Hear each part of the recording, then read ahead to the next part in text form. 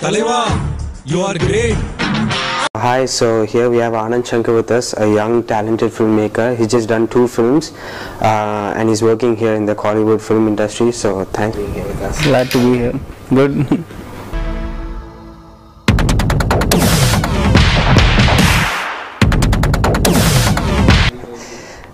So firstly, sir, what inspired you to become a filmmaker? Any specific Hollywood movie or characters that inspired you? See, what inspired me to be a filmmaker was, I was probably like a storyteller, like right from my childhood days. So I used to tell stories to friends, and like even when something happens, when you go and narrate to your friends, you create some extra like layers to it. Effects and all. Make it more dramatic. So there was a point when I realized, I was like, hey, like, there is a job for this.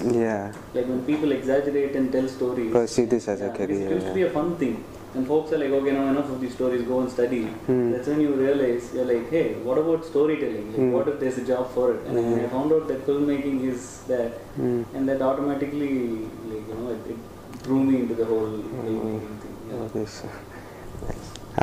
Secondly, sir, you've made 2 films so far. Both of them are from different genres.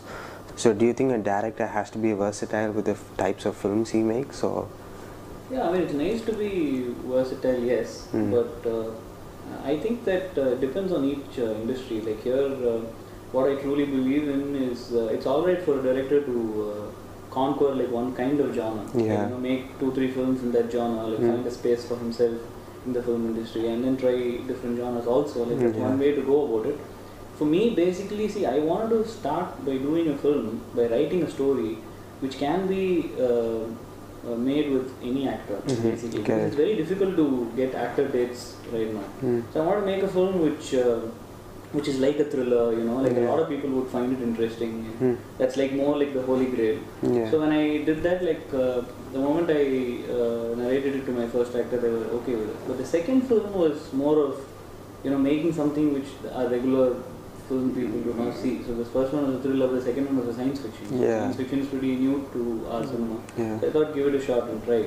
So I think it's nice to be swapping between different genres also. Personally, I prefer like nice action thrillers. It's like my but in the future, we could expect something totally different. I definitely want to make like nice dramas and like love comedies or But I think that needs to wait. Okay.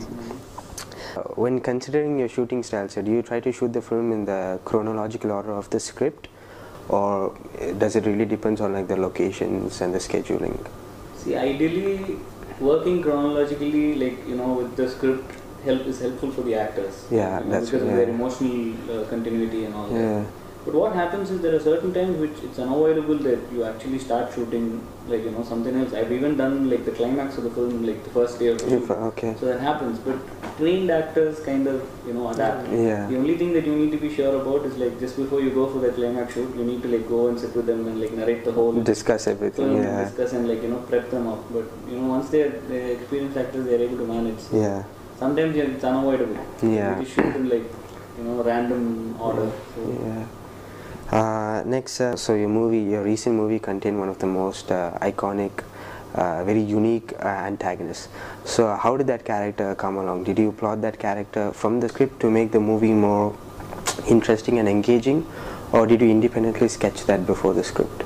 In fact, when that story happened, the antagonist was formed first. So and he's basically more than, I wouldn't call him transgender, he's probably effeminate. So an effeminate character who's got a backstory and is like really crazy, and what he's coming up with, the whole evil stuff that he comes up with, that, energizes you, the whole crystal meth thing. So that was first created. So once that came into place, then you see how do you fight this evil. Like based on who should be fighting it? It should be like an Indian cop who fights it. So what does he do? So then the rest of the things fell in place. Because that was like the most unique factor of the movie. That really hyped up the So usually if there's something that specific about that film, when people say irumugan, they're immediately talking about that character.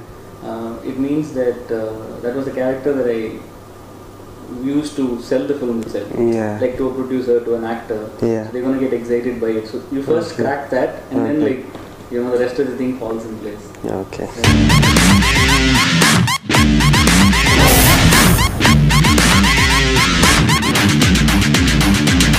does Collywood's traditional movie making elements, or like the regular template, has it ever created any limits to you as a filmmaker so far?